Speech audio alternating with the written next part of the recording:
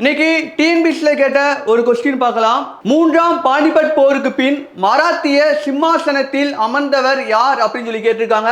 Option ஏல Narayana Rao, option B ல Madhavrao, option C ல ரகோபோ, ஆப்ஷன் டி ல துகோஜி கொடுத்திருக்காங்க. ஓகே, இதுக்கான ஆன்சர் பார்க்கறதுக்கு முன்னாடி இது சம்பந்தமா பார்க்கலாம். பானிபட் போர் சம்பந்தமா முதல் பானிபட் போர் எந்த வருஷம் நடந்திருக்கும்னா 1526 ஏப்ரல் மாசம் 21ஆம் தேதி நடந்திருக்கும்.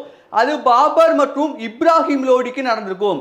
அப்ப அதுல யார் ஜெயிக்கிறானா, பாபர் தன்னுடைய பீரங்கி படை மூலமா இப்ராஹிம் லோடியை தோற்கடிச்சு இந்தியால முகலாய வம்சத்தை 1526ல கொண்டு வராரு.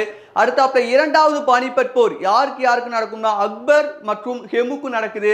இதுல லாஸ்ட் கடைசி நேரத்துல ஹெமுவோடைய கண்ணுல ஒரு அம்பு பட்டதின் மூலமா அக்பர் என்ன பண்ணிடுறாருனா இரண்டாவது பானிபட் போர்ல ஜெயிச்சிடறாரு.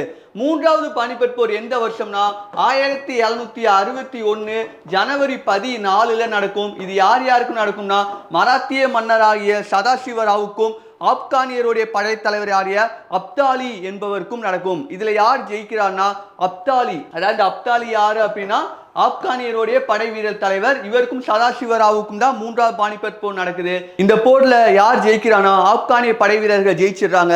அதன் மூலமா அப்தாலி என்பவர் என்ன பண்றான்னா ஷா ஆலம் என்பவரை டெல்லி மன்னராக அறிவிக்கிறாரு.